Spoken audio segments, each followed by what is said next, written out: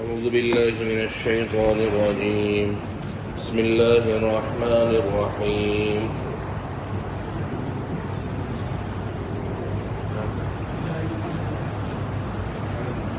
يا أيها الناس قد جاءتكم موعظة من ربكم وشفاء لما في الصدور وهدى ورحمة للمؤمنين. قل بفضل الله وبرحمته فبذلك فليفرحوا هو خير مما يجمعون. پیچھے بات چل رہی تھی اس بات کی کہ اگر بات نہ مانی تو انجام یہ ہوگا. کچھ اعتراضات، اس کے جوابات، اس کی نشاندہی کی گئی. درمیان میں بتایا گیا کہ قرآن کو جو نہیں مانے گا فانظر کیف کان عاقبۃ الظالمین، تو دیکھ لے انجام پہلے لوگوں کا کیا ہوا. تو پہلے ڈرانا تھا قرآن کے متعلق، اب قرآن کے بارے میں ترغیبی بات ہے اور ابتدا ہو رہی ہے یا ایھا الناس، اے لوگو. قرآن مجید کی جو آیتیں جن کی ابتدا یا ایھا الناس سے ہوتی ہے اس سے پتہ لگتا ہے کہ وہ آیت مکی ہے. وہ آیت کیا ہے؟ مکہ میں نازل ہوئی. اور جو آیتیں یا ایھا الذین آمنوا سے شروع ہوتی ہیں تو اس سے پتہ لگتا ہے کہ وہ آیت مدنی ہے، وہ آیت مدینہ میں نازل ہوئی ہے. تو اس سے یہ بات بھی آپ سمجھ سکتے ہیں کہ یا ایھا الناس والی آیتیں جس صورت کے اندر ہیں وہ صورت مکی ہے، اور یا ایھا الذین آمنوا والی جو آیات جس صورت کے اندر ہے وہ صورت مدنی ہے. یاد رہے کہ یہ اصول 100% حتمی اور عمومی نہیں ہے. اس کے اندر اونچ نیچ ہو سکتی ہے. سورہ بقرہ مدنی ہے لیکن اس کے اندر ہے یا ایھا الناس اعبدوا ربکم. اس کا مطلب یہ نہیں کہا جائے گا کہ سورۃ البقرہ کی ہے مدنی اور اس یا ایھا الناس کے اصول کی وجہ سے آپ کہہ دیں کہ مکی ہے. لیکن عموماً قرآن مجید کا اصول یہی ہے، یا ایھا الذین آمنوا مدنی اور یا ایھا الناس مکی. یا ایھا الناس کا عموماً جب خطاب آتا ہے تو اس کا ترجمہ ہوتا ہے اے لوگو. یہ خطاب مکہ والوں کو ہے، اور یا ایھا الذین آمنوا کا جو خطاب ہے یہ مدینہ والوں کو. یا ایھا الناس کا خطاب مکہ والوں کو اور یا ایھا الذین آمنوا کا خطاب مدینہ والوں کو. لیکن عموماً جیسے ابا ایک بچے کو بول کر سناتا پورے گھر والوں کو ہے، اسی طریقے سے اللہ تعالیٰ کہتے تو مکہ والوں سے مدینہ والوں سے ہے، کیونکہ پہلے مخاطب تو وہی ہے. پہلے مخاطب قرآن کے میں اور آپ تو نہیں ہے. جب قرآن اتر رہا تھا پہلے مخاطب تو وہ تھے. لیکن چاہے یا ایھا الناس ہو، چاہے یا ایھا الذین آمنوا ہو، یہ اللہ تعالیٰ مجھے اور آپ کو بھی بتا رہا ہے. اب قرآن کے بارے میں پہلے ڈرایا جا رہا تھا کہ دیکھو اگر نہ مانا تو ایسا انجام ہوگا. اب ترغیب دی جا رہی ہے، یا ایھا الناس، اے لوگو، قد تحقیق، جاءتکم، آئی تمہارے پاس، موعظۃ، نصیحت، من ربکم، تمہارے رب کی طرف سے، وشفاء، اور شفا یابی کا ذریعہ ہے یہ قرآن، لما فی الصدور، اس چیزوں کو جو دلوں میں ہے، وہدن، اور یہ قرآن باعث ہدایت ہے، ورحمت، اور یہ قرآن باعث ثواب ہے، باعث رحمت ہے، للمؤمنین، ایمان والوں کے لیے. موعظہ کہتے ہیں واعظ و نصیحت کو، اور قرآن مجید الف لام میم سے لے کر والناس تک پورا کا پورا ہر مسلمان کے لیے واعظ اور نصیحت ہے. اور شفا کا مطلب یہ قرآن مجید کا پڑھنا دلوں کی بیماریوں اور دلوں کے روگ کے لیے باعث شفا ہے، شفا یابی کا ذریعہ ہے. نصیحت کا تعلق ظاہر سے ہوتا ہے. کوئی انسان جب نصیحت کرتا ہے تو زبان سے کرتا ہے، اس کا تعلق ظاہر سے ہوتا ہے، اور شفا یابی کا تعلق اندر سے ہوتا ہے. موعظۃ من ربکم، ظاہری نصیحت، وشفاء، اندر کی شفا. یہ جو دلوں کی اندر کی قدورتیں ہیں، دلوں کی اندر کی بیماریاں ہیں، یہ قرآن مجید اس کو بھگانے کا اور رفع دفع کرنے کا ذریعہ ہے. آپ صلی اللہ علیہ وسلم نے فرمایا علیکم بالشفاعین، 2 شفا والی چیزوں کو لازم پکڑو. کون سی؟ نمبر 1 القرآن، نمبر 2 العسل. قرآن کو، قرآن شفا یابی کا ذریعہ ہے، اور دوسرے نمبر پر شہد جو قرآن مجید کے مقابلے کے اندر ایک شہد کو کہا گیا اور ایک قرآن کو خود شفا یابی کا ذریعہ بتایا گیا، اور آگے واعظ و نصیحت اور شفا کے بعد فرمایا کہ یہ قرآن مجید حضرت آدم سے لے کر تا قیامت آخری آنے والے حضور کے امتی تک باعث ہدایت ہے۔ لیکن چونکہ قرآن مجید اترا آپ صلی اللہ علیہ وسلم پر ہے، پہلے مخاطب وہ ہیں، تو وہاں سے لے کر قیامت تک آنے والے ہر انسان کے لیے قرآن مجید باعث ہدایت ہے۔ اور آگے فرمایا للمومنین کہ مسلمانوں کے لیے ثواب کا ذریعہ ہے، رحمتوں کا ذریعہ ہے۔ اس کا مطلب یہ نہیں کہ وعظ و نصیحت وغیرہ یہ مسلمان کے لیے نہیں ہے، صرف رحمت مسلمان کے لیے ہے، بلکہ ایمان والوں کے لیے اس کا تعلق وعظ سے بھی ہے، اس کا تعلق شفا سے بھی ہے، اس کا تعلق ہدایت سے بھی ہے، اور آخر میں اس کا تعلق رحمت اور ثواب سے ہے۔ یا ایھا الناس، اے لوگو، قد جاءتکم موعظۃ من ربکم، تحقیق آئی تمہارے پاس وعظ و نصیحت تمہارے رب کی طرف سے، وشفاء لما فی الصدور، اور شفا یابی جو کہ دلوں کے اندر ہے، وہدی، اور یہ قرآن مجید باعث ہدایت ہے، ورحمت، باعث ثواب ہے، رحمت ہے، للمؤمنین، ایمان والوں کے لیے۔ قل، اے نبی آپ کہہ دیجئے، بفضل اللہ وبرحمتہ، اللہ کے فضل اور اس کی رحمت کی وجہ سے، فبذالک، اس کو، فلیفرحوا، اس پر چاہیے کہ وہ خوش ہو جائیں، کہ قرآن مجید اللہ کا بہت بڑا فضل ہے، اللہ کی بہت بڑی رحمت ہے۔ ہونا تو یہ چاہیے کہ جب یہ فضل اور رحمت اللہ کی مل رہی ہے تو یہ مسلمان کیا ہو جائے، اس پر، یہ لوگ اس پر کیا ہو جائے، خوش ہو جائے، کیونکہ قرآن مجید عام کتاب تو نہیں ہے۔ هو خیر، یہ قرآن مجید بہتر ہے، مما یجمعون، ان چیزوں سے جس کو وہ دنیا کے اندر جمع کر رہے ہیں۔ کہاں قرآن مجید کا فائدہ اور کہاں دنیا کا یہ چھوٹا سا مال و متاع۔ اللہ فرما رہے کہ یہ قرآن مجید اللہ کا فضل ہے، اللہ کی رحمت ہے۔ ہونا تو یہ چاہیے کہ یہ لوگ اس پر خوش ہو، کہ قرآن مجید اللہ کا فضل، اللہ کی رحمتوں کی صورت میں ہمارے سامنے ہے، اور خوش کیوں ہو؟ اس لیے کہ پوری دنیا ایک طرف اور یہ قرآن مجید کے فوائد، قرآن مجید کی بہتری ایک طرف۔ آپ کہیں گے کہ قرآن مجید کے اندر بعض جگہوں پر آیا کہ زیادہ خوش مت ہو، لا تفرح ان اللہ لا يحب الفرحین، زیادہ خوش اور اترانے کی ضرورت نہیں ہے، اللہ اس طرح لوگوں کو پسند نہیں کرتا۔ اور یہاں پر اللہ خود کہہ رہا خوش ہو۔ تو دیکھیے خوشی کی دو قسمیں ہوتی ہیں۔ ایک خوشی وہ ہوتی ہے کہ جو خوشی انسان کو ملے تو وہ اس کو لے کر پھولا نہ سمائے، وہ اس کو لے کر پھولا نہ سمائے، خوشی کے اندر آپے سے باہر ہو جائے۔ اور ایک خوشی وہ ہے کہ اتنی خوشی منائے جتنا اللہ اور اس کے رسول نے حکم دیا۔ مسلمان کا فی زمانہ مسئلہ یہ ہو گیا ہے کہ وہ خوشی اور غم کے موقع پر اللہ کی بنائی ہوئی حدود سے باہر نکل جائے۔ جب خوشی اور غم کے موقع پر اللہ کی بتائی گئی حدود سے باہر نکلتا ہے تو اللہ فرما رہے یہ خوش اور زیادہ اترانے کی ضرورت نہیں ہے۔ ہاں مطلق خوش ہو، تمہارے گھر میں دعوت ہے، بچہ ہوا ہے، شادی ہوئی ہے، خوش ہو، کوئی اعتراض نہیں۔ تمہارے گھر میں دین کی نعمت آئی، دنیا کی نعمت آئی، خوش ہو، کوئی مذائقہ نہیں۔ لیکن ایسی خوشی اور ایسی غمی اللہ کسی مسلمان کو نہ دے کہ وہ ایسا خوش ہو کہ خوشی کے اندر دین کی حدود سے باہر ہو۔ اپنا ایمان کا تھرمامیٹر چیک کرنا ہو، اپنا ایمان کا معیار چیک کرنا ہو کہ میرا جو ایمان سینے کے اندر ہے، دل میں ہے، اس کی کسوٹی، معیار اور پرکھنا کیا ہے، تو یہ دیکھیے کہ میں اور آپ اپنی خوشی اور غمی کے موقع پر اللہ کو کتنا یاد رکھتے ہیں۔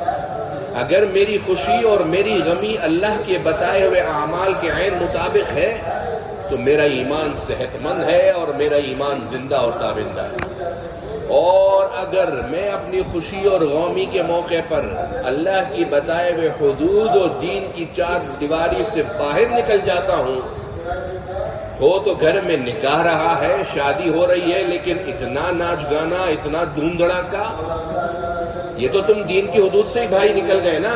اس کا مطلب دل کے اندر جو ایمان ہے یہ ختم ہو چکا، یہ مردہ ہو چکا، اس کو اب مزید کسی چنگاری کی ضرورت ہے۔ اب اس کو آگ لگانے کی ضرورت ہے کہ دوبارہ یہ اس کے اندر اتنی درجہ حرارت پیدا ہو جائے کہ ایمان دوبارہ ہمارا سامنے آ جائے۔ لہذا وہ خوشی جو دین کے حدود کے اندر ہے بہترین، اور اللہ نہ کرے کہ وہ خوشی جو مجھے اور آپ کو اللہ سے مزید دور کر دے، وہ خوشی ہمارے لیے باعث رحمت نہیں ہے بلکہ باعث زحمت ہے۔ یا ایھا الناس، اے لوگو، قد جاءتکم موعظۃ من ربکم، تحقیق آئی تمہارے پاس تمہارے رب کی طرف سے نصیحت، وشفاء لما فی الصدور، اور شفا جو سینے کے اندر ہے، وہدی، اور باعث ہدایت ہے، ورحمہ، اور باعث نعمت ہے، للمؤمنین، ایمان والوں کے لیے۔ قل اے نبی آپ کہہ دیجئے، بفضل اللہ وبرحمتہ، اللہ کے فضل اور اللہ کی رحمت کی وجہ سے، فبذالک، ہونا تو یہ چاہیے کہ فبذالک فلیفرحوا، اس پر وہ لوگ خوش ہوں، هو خیر مما یجمعون، یہ قرآن بہتر ہے، یہ قرآن بہتر ہے ان چیزوں کے مقابلے میں جس کو وہ دنیا کے اندر جمع کر رہے ہیں۔ قرآن کے اندر ذکر ہے حلال کیا ہے، حرام کیا ہے، جائز کیا ہے، ناجائز کیا ہے۔ بعض حضرات پوچھتے ہیں یار یہ ناجائز اور حرام میں کیا فرق ہے اور جائز اور حلال میں کیا فرق ہے؟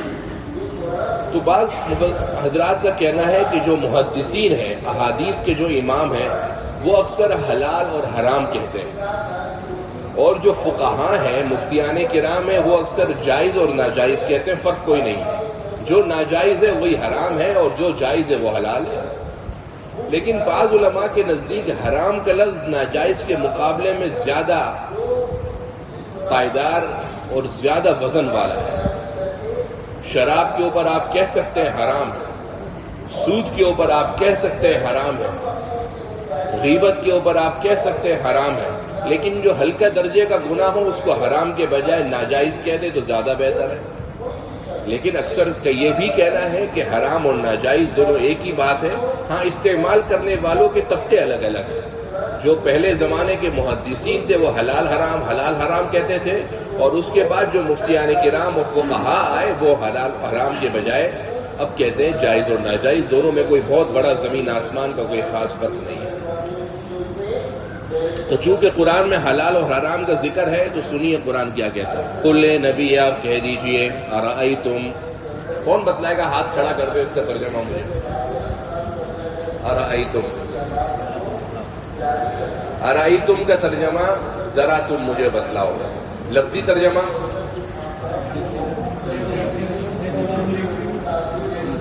ماضی کا صیغہ ہے، کیا تم نے دیکھا، یہ لفظی ترجمہ، کیا تم نے دیکھا، یہ لفظی ترجمہ۔ اور جب بھی قرآن میں لفظ ارأیتا یا ارأیتم آئے گا تو آپ سمجھ جائیں گے ذرا تم مجھے بتلاؤ۔ ما انزل اللہ لکم من رزق، جو اللہ نے تمہارے پاس اتارا ہے رزق میں سے، ما جو کچھ انزلہ اتارا ہے اللہ نے لکم تمہارے پاس من رزق روزی میں سے، فجعلتم سو تم نے بنا لیے منہ اس رزق میں سے، حراما و حلالا و حراما، حلال اور حرام۔ یعنی جو اللہ نے رزق اتارا ہے تو تمہاری کیا مجال ہے کہ تم اس کے اندر حلال اور حرام بنا لو؟ حلال اور حرام قرار دینا تو اللہ کا کام ہے، قرآن کا کام ہے۔ اللہ نے تو رزق اتارا ہے اور حلال حرام تم نے خود اپنی طرف سے بنا لی، یہ کون سی شریعت ہے؟ بولے نبی آپ کہہ دیجئے، ارائیتم، کیا تم ذرا مجھے یہ بتلاؤ، ما انزل اللہ لکم من رزق، جو اللہ نے تمہارے پاس رزق میں سے اتارا ہے، فجعلتم منہ حراما و حلالا، تم نے اس سے حرام اور حلال بنا لیے۔ قل اے نبی آپ کہہ دیجئے، اللہ اذن لکم، کیا اللہ نے تم کو اجازت دی ہے حلال حرام بنانے کی؟ کیا اللہ نے تم کو اجازت دی ہے؟ ام یا پھر علی اللہ، اللہ پر تفترون، تم لوگ جھوٹ باندھتے ہو؟ دو ہی باتیں ہیں، قرآن اتارا کس نے؟ اللہ نے۔ شریعت اتاری کس نے؟ جب قرآن اصول اللہ نے اتارے، شریعت ایک اصول رولز اینڈ ریگولیشن کی کتاب جو عالمگیر قانون ہے اتارا اللہ نے، تو حلال اور حرام بنانے والا میں ہو سکتا ہوں، آپ ہو سکتے ہیں، مشرکین مکہ ہو سکتے ہیں۔ اللہ فرمانے جب اللہ نے سب کچھ اتارا ہے اور رزق میں سے، روزی میں سے اتارا ہے، تو حلال اور حرام تم کیوں بنا رہے ہو؟ اگر تم بنا رہے ہو تو دو ہی باتیں، یا تو اللہ نے تم کو اتھارٹی دی ہے، تمہارے پاس اتھارٹی ہے کہ تم حلال بناؤ حرام بناؤ، یا پھر دوسری بات یہ کہ تم اللہ پر جھوٹ باندھ رہے ہو، اللہ پر جھوٹ گڑھ رہے ہو، کیونکہ اتھارٹی اللہ نے تم کو دی نہیں، اور جب پھر بھی تم اللہ پر حلال اور حرام کی نسبت کر رہے ہو تو گویا تم اللہ پر کیا باندھ رہے ہو؟ جھوٹ باندھ رہے ہو۔ لہذا جب مفتی فتویٰ دے تو اس کو سوچنا چاہیے کہ کہیں میں ایسی بات فتویٰ دیتے ہوئے نہ کہہ دوں کہ جو جائز ہے اس کو میں ناجائز کہہ دوں، تو مطلب یہ ہوگا کہ شریعت کے حلال کام کو آپ نے خدا نخواستہ حرام کرا دیا، حرام تھا غلطی سے جائز کہہ دیا۔ اس آیت کی ضمن کے اندر بات آ جائے گی کہ حرام اور حلال تو اللہ کا کام ہے، تمہارا کام تو بتلانا ہے۔ مفتی صاحب آپ بڑی سختی کرتے ہیں، کوئی سختی میں کہاں کرتا ہوں، میں تو قرآن بتاتا ہوں۔ جس دن میں قرآن کی چار دیواری سے باہر جاؤں آپ مجھے سولی پر چڑھا دیں، لیکن جب میں بتا قرآن کی بات رہا ہوں تو سختی میری کہاں سے ہو گئی؟ مفتی ظفر علی خان صاحب رحمۃ اللہ علیہ کو کسی نے کہا کہ حضرت آپ سختی بہت کرتے ہیں آج کل، تو شیخ کہنے لگے کہ سختی میں نہیں کرتا، بات یہ ہے کہ تم لوگ نرمی کرتے کرتے اتنے نرم ہو گئے ہو کہ میں دین کی درمیانی بات کرتا ہوں تم کو سخت لگتی ہے، اس لیے کہ تم لوگ دین کو چھوڑ کر اتنے نرم ہو گئے ہو کہ میں دین کا جب شریعت کا حکم بتاتا ہوں تم سمجھتے ہو سختی ہے۔ تو یہ تو مولوی کا یا مفتی کا کام نہیں ہے کہ وہ شریعت گھڑتا تو نہیں ہے، اس کا تو کام بتاتا ہے۔ مفتی سب سے پہلا مفتی کون ہے دنیا کا؟ اللہ ہے، اور سب سے پہلے مستفتی سوال پوچھنے والے کون ہیں؟ صحابہ ہیں۔ یستفتونک، اے نبی یہ صحابہ آپ سے سوال پوچھتے ہیں، قل آپ کہہ دیجئے اللہ یفتیکم، اللہ تم کو فتویٰ دیتا ہے۔ تو مفتی اعظم کون ہوا؟ اللہ ہے۔ سب سے پہلا مفتی کون ہے؟ اللہ ہے۔ ہم تو خالی ناقل ہیں، یہ مفتی کا لقب تو لوگ اعزاز میں اور احترام کے اندر لگا دیتے ہیں، ورنہ حقیقت یہ ہے کہ مفتی کا لقب مفتی کے شان کے خلاف ہے کہ ہمارے اور میرے نام کے ساتھ لگایا جائے، یہ تو لوگ بس احترام اور عزت میں لگا دیتے ہیں، ورنہ مفتی تو بہت بڑا لقب ہے۔ ہم تو ناقل ہیں، دین کی بات کو آپ تک نقل کر کے پہنچا رہے ہیں، اتھارٹی ہمارے پاس کچھ نہیں ہے، اتھارٹی اللہ کے پاس ہے۔ ہم خالی آپ کو بتلاتے ہیں، راستہ دکھلاتے ہیں کہ بھائی یہ صحیح ہے یہ غلط ہے، ہاں اب عوام کے اندر بات چل پڑی ہے مفتی، تو پھر مفتی کہتے ہیں۔ قل اے نبی آپ کہہ دیجیے ارائیتم، ذرا تم مجھے یہ بتلاؤ، ما انزل اللہ لکم من رزق، جو اللہ نے تمہارے پاس روزی میں سے اتارا، فجعلتم منہ حراما وحلالا، تم نے اس سے حرام اور حلال بنا لیے۔ قل اے نبی آپ کہہ دیجئے اللہ اذن لکم، کیا اللہ نے تم کو اجازت دی ہے، ام علی اللہ تفترون، یا تم لوگ اللہ پر جھوٹ باندھتے ہو؟ اللہ نے اجازت تو دی نہیں، معلوم ہوا کہ تم اللہ پر جھوٹ باندھتے ہو، اور جب جھوٹ باندھتے ہو پھر تمہیں پتہ ہے کہ جو لوگ اللہ پر جھوٹ باندھتے ہیں اللہ ان کے ساتھ قیامت کے دن کیا کرے گا۔ وما ظنوا، اور کیا گمان ہے ان لوگوں کا، الذین، جو لوگ یفترون، جھوٹ باندھتے ہیں، علی اللہ، اللہ پر، الکذب، جھوٹ بات کو، یوم القیامہ، قیامت کے دن، کہ قیامت کے دن تمہارا گمان بھی ہے کہ اللہ کیا کرے گا۔ لیکن اللہ کی طرف سے فضل کے اور رحمتوں کے دروازے کھلے ہوئے ہیں۔ ان اللہ، بلا شبہ اللہ، لذو فضل علی الناس، لوگوں پر فضل والا ہے، ولکن، لیکن باپ کو حق ہے کہ اپنی اولاد سے کچھ شکوہ کر دے کہ نہیں ہے؟ شکوہ اپنوں سے ہوتا ہے کہ غیر سے ہوتا ہے؟ بھائی شکایت غیروں سے ہوتی ہے، شکوہ اپنوں سے ہو جاتا ہے۔ تو کبھی کبھی اللہ بھی مجھ سے اور آپ سے شکوہ کرتا ہے، کبھی کبھی اللہ بھی مجھ سے اور آپ سے شکوہ کرتا ہے۔ اور کیا شکوہ ہے اللہ کا؟ وَلَكِنَّ أَكْثَرَهُمْ لَا يَشْكُرُونَ، کہ اللہ کی فضل اور رحمت کے دروازے اتنے کھلے ہوئے ہیں، لیکن یہ لوگوں میں سے اکثر لوگ جو ہے نا یہ میرے ناشکرے ہیں، میری قدر نہیں کرتے، ناقدرے ہیں۔ وَلَكِنَّ أَكْثَرَهُمْ لَا يَشْكُرُونَ، لیکن ان میں سے اکثر لوگ شکر نہیں کرتے۔ اکثر کا مطلب سمجھتے میجورٹی، قرآن مجید میں یہی آیا اکثرہم لا یعقلون، اکثر لوگ سمجھتے نہیں، اکثرہم لا یشکرون، اکثر لوگ شکر گزار نہیں، اکثرہم فاسقون، اکثر لوگ گنہگار ہیں۔ تو دنیا کے اندر میجورٹی کا یا مائنورٹی یہ صحیح یا غلط ہونے کا معیار نہیں ہے۔ کیا کہہ رہا ہوں؟ دنیا کے اندر میجورٹی یا مائنورٹی، زیادہ ہونا یا کم ہونا، یہ صحیح یا غلط ہونے کا معیار نہیں ہے۔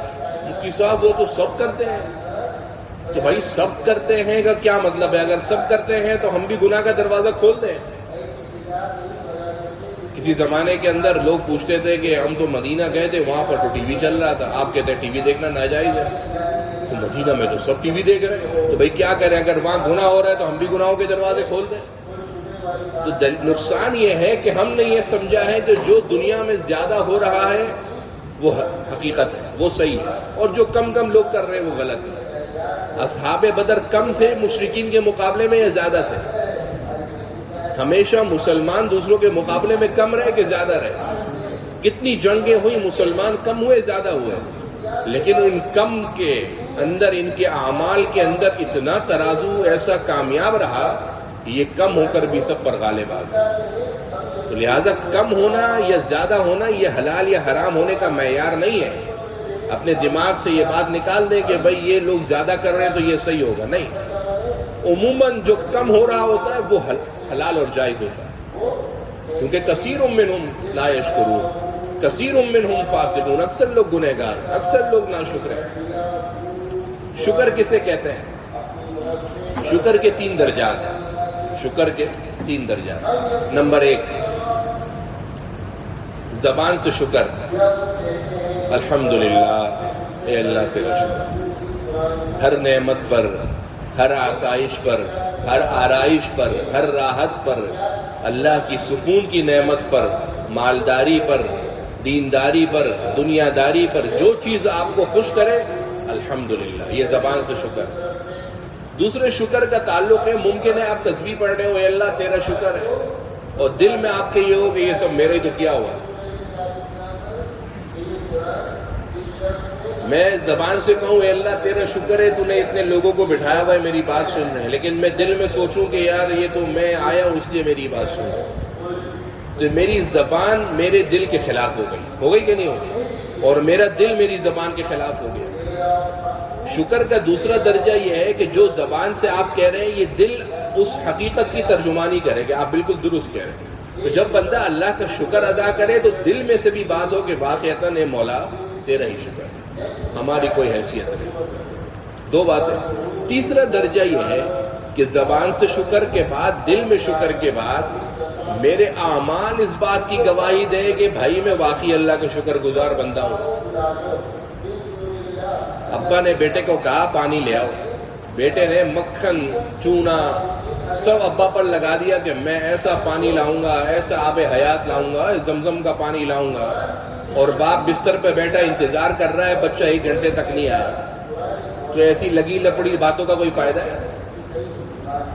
اے اللہ تیرا بہت شکر ہے، زبان اور دل سے بولوں لیکن میرے اعمال اس کے سارے اگینسٹ جا رہے ہوں، میرا چہرہ بتا رہا ہو کہ بھائی میں اللہ کا ناشکرہ بندہ ہوں، میری نمازیں بتا رہی ہوں کہ میں خدا کا ناقدرہ بندہ ہوں، میرے اعمال اس بات کی گواہی دے رہے ہیں کہ شکر تو مجھے چھو کر بھی نہیں گزرا، لیکن نہیں میں کہوں میں بڑا اللہ کے شکر گزار بندہ ہوں۔ جب شکر ہوگا تو زبان سے شکر کے بعد دل اس شکر کی ترجمانی کرے گا اور اعمال اس کی موافقت کریں گے۔ نقطے کی بات بتا رہا ہوں، جب شکر ہوگا تو زبان شکر کا جملہ کہے گا، آپ کا دل اس شکر کے الفاظ کی ترجمانی کرے گا، اور میرے پورا جسم 6 فٹ کا اور اس سے نکلنے والے اعمال اس شکر کے جملے اور دل کے شکر کی موافقت کریں گے کہ ہاں یہ بندہ شکر ہوگا۔ لیکن اللہ کا شکوہ پھر بھی ہے، وَلَٰكِنَّ أَكْثَرَهُمْ لَا يَشْكُرُونَ، یہ اکثر بندے ناقدرے ہیں، اللہ کی نعمتوں پر شکر نہیں کرتے۔ وَمَا تَكُونُوا فِي شَأْنٍ وَمَا تَتْلُوا مِنْهُ مِنْ قُرْآنٍ، آپ صلی اللہ علیہ وسلم پر غم کے پہاڑ توڑے گئے، قرآن مجید بطور تسلی آپ پر نازل ہوتا رہا۔ اب اللہ تعالیٰ آگے اپنے نبی کو تسلی دے رہے ہیں کہ اے نبی آپ یہ مت سمجھیے گا ہم آپ سے غافل ہیں، آپ جس حال میں بھی ہیں ہم آپ کو دیکھ رہے ہیں، آپ قرآن کی تلاوت جس بہترین اور رقت آمیز انداز میں کرتے ہیں ہم آپ کو دیکھ رہے ہیں، آپ کوئی بھی نیکی کا عمل کرتے ہیں ہم آپ کو دیکھ رہے ہیں۔ اور یاد رکھیے صرف آپ کا نہیں، آپ کے رب کے پاس سے کوئی چیز چاہے زمین ہو یا آسمان، چھوٹی ہو یا بڑی، ذرے سے چھوٹی ہو یا ذرے سے بڑی، سب اللہ کے علم میں ہے، اللہ سب کو دیکھ رہا ہے۔ وَمَا تَكُونُوا فِي شَأْنٍ، اے نبی آپ جب بھی کام میں ہوتے ہیں، وَمَا تَكُونُوا اور جب بھی آپ ہوتے ہیں، فِي شَأْنٍ کسی کام میں، وما تتلو منہ من قرآن، اور جب آپ تلاوت کرتے ہیں قرآن کی، ولا تعملون من عمل، اور جب بھی آپ نہیں کرتے مگر کوئی عمل، الا مگر کننا علیکم، ہم ہوتے ہیں آپ پر، شہودن حاضر، شہودن حاضر، اذ تفیضون، جب آپ مصروف ہوتے ہیں، فی اس میں، وما تکون فی شان، اے نبی جب بھی آپ اپنے کام میں ہوتے ہیں، وما تتلو منہ من قرآن، اور جب بھی آپ قرآن کی تلاوت کرتے ہیں، ولا تعملون من عمل، اور جب بھی آپ اعمال کرتے ہیں، الا کننا علیکم شہودا، مگر ہم آپ پر حاضر ہوتے ہیں، اذ تفیضون فی، جب آپ اس عمل کے اندر مصروف ہوتے ہیں، اذ جب، تفیضون آپ مصروف ہوتے ہیں، فی اس عمل کے اندر، وما یعزب، اور چھپی ہوئی نہیں ہے، عن ربک، آپ کے رب کی طرف سے، من مثقال ذرۃ، ذرہ برابر، مثقال برابر، ذرہ ذرہ برابر، فی الارض نہ ہی زمین میں، ولا فی السماء، اور نہ ہی آسمان میں، ولا اصغر من ذلک، اور نہ ہی ذرے سے چھوٹی، ولا اکبر، اور نہ ہی ذرے سے بڑی، الا فی کتاب مبین، مگر وہ اللہ کے پاس واضح کتاب کے اندر محفوظ ہے۔ واضح کتاب کون سی ہے؟ لوح محفوظ۔ اللہ کے پاس ہر عمل کا ریکارڈ ہے۔ انسان گناہ کر کر کے بھول جاتا ہے۔ موبائل پر بھی اب تو سرچ ہسٹری کو ڈیلیٹ کرنا آسان ہے نا، لیکن اللہ کا ریکارڈ وہ ریکارڈ ہے کہ وہاں سے کوئی چیز بھی خالی نہیں ہو سکتی۔ آپ جتنا موبائل کے اندر جا کے سرچ ہسٹری کو کلیئر کرتے رہے، اللہ کے پاس ہر چیز محفوظ رہے۔ احصاہ اللہ ورسولہ، لوگ گناہ کر کے بھولتے رہے اور اللہ کے پاس ہر چیز محفوظ ہے۔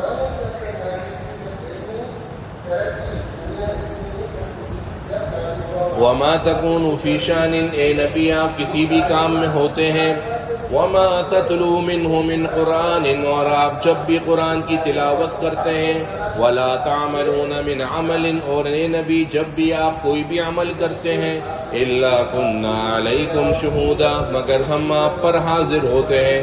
یعنی نبی غم نہ کھائیے، پریشان نہ ہوئیے، آپ پر تکلیفیں دینے والے تکلیفیں دیں گے، سازشیں کرنے والے سازشیں کریں گے، تنقید کرنے والے تنقید کریں گے، مگر یاد رکھیے کننا علیکم شہود، ہم دیکھ رہے ہیں آپ کو، ہم آپ کے ساتھ حاضر ہیں۔ استفیضون فی، جب آپ اپنے اعمال کے اندر مصروف ہوتے ہیں، وما یعزب عن ربک، اور نہیں چھپی ہوئی آپ کے رب سے، ما یعزب نہیں چھپی، عن ربک آپ کے رب کی طرف سے، من مثقال ذرۃ ذرہ برابر کوئی چیز، فی الارض نہ ہی زمین میں، ولا فی السماء نہ ہی آسمان میں۔ زمین کہاں ہے؟ نیچے۔ آسمان کہاں ہے؟ اوپر۔ زمین افضل ہے یا آسمان افضل ہے؟ بعض حضرات کا یہ کہنا ہے کہ آسمان افضل ہے۔ کیوں؟ کیونکہ آسمان وہ جگہ ہے جہاں پر آسمان کے پیدا ہونے سے لے کر آسمان کے ختم ہو جانے قیامت تک کوئی بھی نافرمانی آج تک نہیں ہوئی۔ آسمان میں کوئی ایسی جگہ نہیں ہے کہ جہاں پر نافرمانی اللہ کی ہوئی۔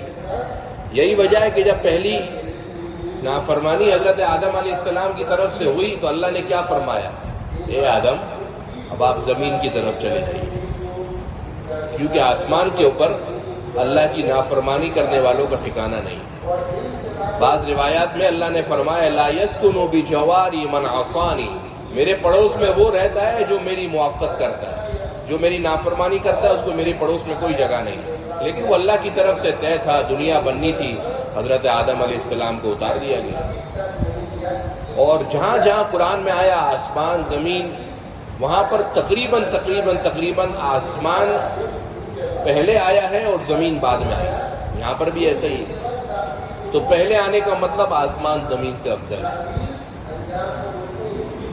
اور بعض مفسرین کا اور بعض مورخین کا یہ کہنا ہے کہ آسمان افضل نہیں ہے بلکہ زمین افضل ہے۔ اور دلیل یہ ہے کہ قرآن مجید کے اندر زمین کے لیے برکت کا معاملہ ہوا ہے، بارکنا فیہا حولا البقعۃ المبارکہ، وبارکنا فیہا، زمین کے اندر برکت کی بات آئی ہے، آسمان میں برکت نہیں آئی۔ تو چونکہ زمین کے لیے برکت کی بات آئی ہے تو ان علماء کا کہنا ہے کہ زمین آسمان سے زیادہ افضل ہے. اور بعض حضرات کا یہ کہنا ہے کہ بھائی زمین اس لیے بھی افضل ہے کہ اس زمین سے اللہ کے انبیاء اور اولیاء پیدا ہوتے ہیں. آسمان سے اللہ کے اولیاء پیدا نہیں ہوتے. منہا خلقناکم، اسی زمین سے ہم نے تم کو پیدا کیا، وفیہا نعیدکم، اسی زمین میں ہم آپ کو لوٹائیں گے. تو معلوم ہوا کہ زمین آسمان سے افضل ہے. اور یہ بھی دلیل ہے کہ زمین آسمان سے افضل ہے کہ زمین کا وہ حصہ جسے میں اور آپ روضہ مبارکہ کہتے ہیں، زمین کی وہ مٹی جو آپ صلی اللہ علیہ وسلم کے جسد مبارک، جسم مبارک سے چپکی ہوئی ہے، یہ مٹی اور زمین کا یہ حصہ آسمان کیا، اللہ کا عرش کیا، اللہ کی کرسی کیا، زمین اور آسمان سب ملا کر بھی کیا، اس سے بھی افضل ہے. آپ صلی اللہ علیہ وسلم کے جسد مبارک اور جسم مبارک کے ساتھ جو مٹی لگی ہوئی ہے، زمین کا جو حصہ لگا ہوا ہے، وہ کعبۃ اللہ سے بھی افضل ہے، وہ اللہ کی کرسی، وسع کرسی السماوات والارض، اللہ کی کرسی سے بھی افضل ہے، اور جو اللہ کا عرش ثم استوى علی العرش، وہ اللہ کے عرش سے بھی افضل ہے. جب زمین کا یہ حصہ اتنی بڑی بڑی چیزوں سے افضل ہے تو کل زمین بھی آسمان سے افضل ہے. لہذا جمہور علماء یہی کہتے ہیں کہ زمین بنسبت آسمان کے، زمین آسمان سے کیا ہے؟ افضل ہے. وَمَا يَعْزُبُ عَنْ رَبِّكَ، نہیں چھپی ہوئی ہے آپ کی رب کی طرف سے، مِن مِّثْقَالِ ذَرَّةٍ، ذرہ برابر، فِي الْأَرْضِ، زمین میں، وَلَا فِي السَّمَاءِ، اور نہ ہی آسمان میں، وَلَا أَصْغَرَ مِن ذَلِكَ، اور نہ ہی ذرے سے کوئی چھوٹی چیز، وَلَا أَكْبَرَ، اور نہ ہی ذرے سے کوئی بڑی چیز، إِلَّا فِي كِتَابٍ مُّبِينٍ، مگر وہ لوح محفوظ کے اندر ہے. إِلَّا مگر، فی میں، کتاب میں، مبین واضح کتاب مطلب لوح محفوظ کہ اللہ تعالیٰ کے پاس چھپی ہوئی ہے. یہ بات ہو رہی تھی نبی سے. یہ بات کس سے ہو رہی تھی؟ نبی سے. مولانا آئے ہوئے تو نہیں ہے؟ آئے ہوئے؟ تو یہ بات ہو رہی تھی نبی سے. اب آگے نبی کے بعد اللہ کے اولیاء کے بارے میں بات ہو رہی ہے. اللہ کا ولی کون ہے؟ اللہ خبردار، لفظ اللہ عربی زبان میں کہاں استعمال ہوتا ہے؟ کسی سوئے ہوئے آدمی کو بیدار کرنے کے لیے. اللہ خبردار، بیدار ہو جائے. تو اللہ تعالیٰ مجھے اور آپ کو جو خواب غفلت کے اندر ہے بیدار کر رہے ہیں کہ اٹھ جاؤ اور میری بات توجہ سے سنو. اِنَّا بلا شبہ اولیاء اللہ، اللہ کے ولی، لا خوف علیہم، ان پر کوئی خوف نہیں ہوتا، ولا هم يحزنون، اور نہ ہی وہ غمگین ہوتے ہیں. اللہ کے ولی کون ہے؟ الذین آمنوا، جو ایمان لائے، وکانوا یتقون، اور وہ لوگ گناہوں سے بچتے ہیں. اللہ کے ولی کون ہے؟ پہلی شرط ایمان اور دوسرا شرط گناہوں سے بچنا. پہلی شرط ایمان اور دوسری شرط گناہوں سے بچنا. ہم سمجھتے ہیں اللہ کا ولی وہ ہے جس کی شلوار ٹخنوں سے کافی اوپر ہو، ریش مبارک، داڑھی بہترین قسم کی سجی ہوئی ہو، سر پر ٹوپی ہو، بڑا امامہ ہو، سفید رنگ کا لباس ہو، لمبا کرتا پہنا ہوا ہو، نمازوں سے 15 منٹ 20 منٹ پہلے مسجد کے اندر آ جائے، قرآن مجید بہترین پڑھتا ہو، نمازیں لمبی تڑنگی پڑھتا ہو، اوابین، تہجد، اشراق اور چاش تو فوت ہی نہ ہوتی ہو، سنت اور فرض نمازیں انتہائی خشوع و خضوع سے پڑھتا ہو. یہ تو میری اور آپ کی من گھڑت باتیں ہیں. اللہ کے نزدیک ولی یہ نہیں ہے. اللہ کے نزدیک ولی ایمان کے بعد ہے گناہوں سے بچنا. ولی کون ہے؟ جو گناہوں سے بچتا ہے. اب آپ دیکھ لیجئے، آپ میں سے جو شخص گناہ سے بچتا ہے وہ اللہ کا ولی ہے، اور جو شخص جتنی عبادت کر لے لیکن گناہوں سے محفوظ نہیں ہے، وہ اپنی عبادت کو 4 چاند بھی لگا دے، اپنی عبادت کے ذریعے آپ کو ہوا میں اڑتا ہوا بھی محسوس ہو، آپ کو لگے پیر صاحب ہواؤں کے دوش کے اوپر منڈلا رہے ہیں، جہاز کے اوپر سفر کر رہے ہیں، پیرانے پیر صاحب کے معجزے اور کرامتیں روزانہ کی بنیاد پر ظاہر ہو رہی ہیں، لیکن آپ سمجھ جائیے گا کہ یہ پیر صاحب حاجی صاحب نہیں ہے، یہ اللہ کا ولی نہیں ہے. یہ بس ایسے ہی کھوکھلا ہے، بلبل ہے، جیسے ہی سوراخ ہوگا نیچے آئے گا. اللہ کے ولی کا اپنا معیار ہے، اللہ کے دوست ہونے کی اپنی کسوٹی ہے، اور وہ کسوٹی کیا ہے؟ ایمان اور تقوی۔ کہیں میرے ساتھ، وہ کیا ہے؟ ایمان اور تقوی۔ تقوی کی تعریف، اگر اب کے بعد کسی نے تقوی کی تعریف یہ کی کہ اچھی عبادت کرنا، اس کا مطلب اس نے کم سے کم مجھ سے تو نہیں پڑھی تفسیر تو کسی اور سے پڑھی ہے۔ تقوی کی تعریف گناہوں سے بچنا۔ الا ان اولیاء اللہ، خبردار اللہ کے ولی، لا خوف علیہم ولا هم یحزنون، نہ ان پر خوف ہے اللہ کا، نہ وہ غمگین ہوتے۔